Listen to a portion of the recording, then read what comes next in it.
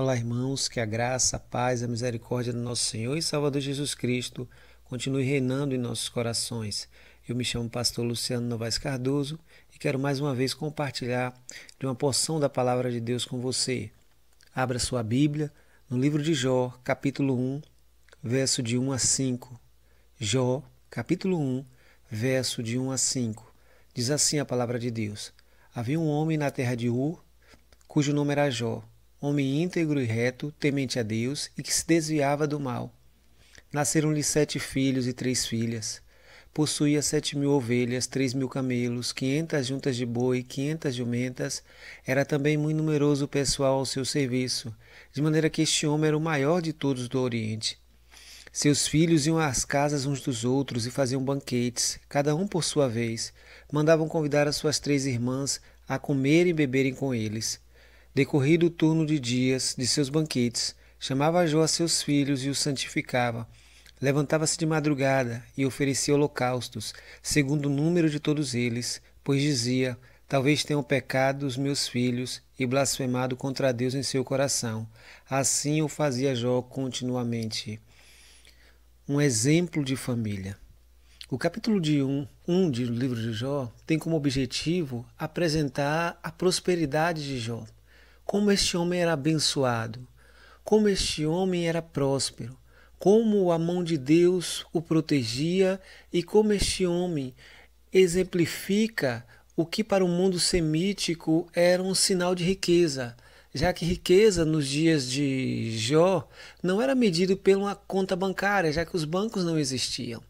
Era medida pela quantidade de servos que você tinha, pela quantidade de filhos que você tinha, pela quantidade de animais que você tinha e pela família que você tinha. É só você ler o Salmo 128 que você vai verificar que a perspectiva de bênção no Antigo Testamento passa pela família. E a família de Jó traz para nós algumas lições extremamente importantes que precisamos aprender e colocar em prática na esfera da nossa família. Em um período como o nosso, marcado pela ausência de boas referências familiares, onde nós muitas vezes não sabemos como agir em diversas situações, na qual muitas vezes pensamos e temos dúvidas do que é certo, do que é errado, diante de tantas informações, diante de tantas orientações de como você deve proceder, como não deve, a família de Jó é um retrato feliz que precisa ser buscado e imitado por cada um de nós. A narrativa de Jó traz alguns elementos fundamentais que nós devemos almejar como famílias cristãs, como famílias que buscam refletir o amor de Cristo em nossas vidas. A primeira delas, e o texto começa com ele, é o exemplo de pai. Jó é um exemplo de caráter, de correção, de piedade, de amor. O texto começa dizendo que ele era íntegro, tinha caráter ilibado, era temente a Deus, Jó era piedoso e se desviava do mal, ele era sábio. Quantos pais podem dizer isso de seus filhos? Será que minha filha pode dizer isso de mim? Todo pai precisa ter essa preocupação.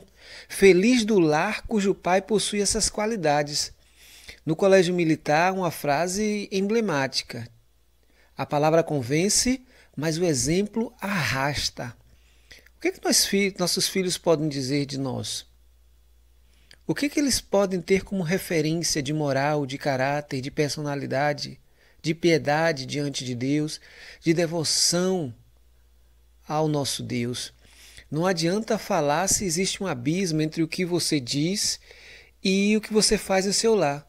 Não adianta reproduzir aquele provérbio que muitos pais hipócritas gostam de dizer, né? Faço o que eu mando, não faço o que eu faço. Porque, na realidade, os nossos filhos são os nossos mais rígidos observadores. Eles estão mais atentos ao que praticamos do que ao que falamos. E esta é uma preocupação que precisamos ter. Os filhos de Jó podiam olhar para o seu pai com um olhar de admiração e imitá-lo, porque este homem é um exemplo de caráter. Este homem é um exemplo de postura. Este homem é um exemplo de adorador. Será que nossos filhos veem em nós o exemplo de piedade cristã? Será que exalamos para os nossos filhos o perfume de Cristo? Será que transmitimos em nosso comportamento o caráter de Cristo que deve ser esperado de cada cristão? A segunda característica da família de Jó é que na família de Jó os irmãos são unidos. Os filhos de Jó eram irmãos unidos, próximos. Eles iam às casas uns dos outros, festejavam juntos, cada um por sua vez. Os filhos se respeitavam, tinham prazer em estar juntos. Infelizmente, em muitas famílias não é assim. Há muitas famílias nas quais os irmãos se detestam, se agridem, traem uns aos outros. Não foi assim na família de Davi, onde estupro e assassinato ocorreu? Não foi assim na família de Isaac, com Esaú e Jacó, desde o ventre, disputando, vivendo uma rivalidade alimentada pelas preferências de seus pais? Não foi assim na família de Jacó, onde os irmãos de José, motivados por inveja e pela preferência de seu pai por José, venderam seu irmão como escravo? Quanta hostilidade entre irmãos, quanto ódio, quanto ressentimento. Isso não agrada a Deus, isso não é sinal de equilíbrio familiar. Pelo contrário, isso é sinal de desestrutura. A palavra de Deus nos alerta no Salmo 133, ó quão bom e quão agradável é que os irmãos vivam em união. É importante a gente entender que, como irmãos consanguíneos, precisamos aprender a conviver e a amar uns aos outros. E quem nos ensina isso somos os nossos pais. Eu preciso ensinar a meus filhos, você precisa ensinar a seus filhos que ele precisa amar seus irmãos, cuidar uns dos outros, mesmo depois que os pais falecerem, porque os irmãos formarão a família que permanecerão quando os pais partirem. Mas em muitos locais há hostilidades, ressentimentos, muitas vezes agressões físicas, agressões verbais, hostilidades desnecessárias, ofensas gratuitas. Isso é triste. A palavra de Deus nos exorta que os irmãos precisam viver em união. E os filhos de Jó eram unidos, estavam sempre próximos. Terceira característica importante na família de Jó. Jó é um pai intercessor. Isto é fundamental e nos convoca a uma reflexão profunda. Jó se levantava de madrugada para oferecer sacrifício por cada um de seus filhos, porque pensava ele que algum poderia ter pecado. Assim fazia Jó continuamente. Ele é um pai preocupado com a vida espiritual de seus filhos. Você tem se preocupado com a formação espiritual de seu filho? Você ora com eles? Ensina a eles acerca da palavra de Deus, acerca dos valores morais de Deus, acerca da vida cristã, ou para você tanto faz como tanto fez? Como pais, temos a responsabilidade de ensinar aos nossos filhos os santos valores do Evangelho de Jesus. Essa responsabilidade não é da igreja, é minha e sua. Eu preciso ensinar a minha filha o valor da fé cristã, o valor da igreja, as atitudes que se espera de um cristão.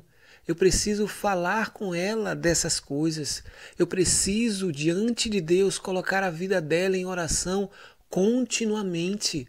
Eu preciso me preocupar com ela, com a sua formação espiritual. É curioso que Abraão, mesmo Isaac já sendo adulto, preocupado com seu filho Isaac, que ele não se envolvesse, não se casasse com a mulher cananeia, mandou buscar na sua terra uma esposa para Isaac. E o seu servo ora para que Deus mostrasse qual deveria ser a moça. E Deus então apresenta Rebeca. Nós, como pais, precisamos orar pelos futuros cônjuges dos nossos filhos. Precisamos desde já orar para que Deus livre eles das más influências, das más conversações que corrompem os bons costumes, ainda que seus filhos estejam distantes de você geograficamente, ainda que esteja distante de Cristo, do Evangelho, continue intercedendo, continue orando. É seu dever, como pai, como mãe, interceder por seus filhos. Esse é um ministério que nós devemos exercer continuamente na esfera da nossa família. desde pequenos, desde a mais terna infância. Precisamos estar com eles, mostrando a todo momento como Jesus é maravilhoso, como nosso Deus é provedor, como é maravilhoso servir a Deus. Você tem feito isso? A família de Jó vai sofrer grandes baques, grandes tragédias, mas ela é apresentada aqui nesse capítulo 1 como uma família equilibrada, próspera, constituída sobre valores eternos, que são os valores de Deus. Que Deus nos abençoe neste dia, que a minha e a sua família possa refletir a luz de Cristo para o mundo em trevas, no santo nome de Jesus.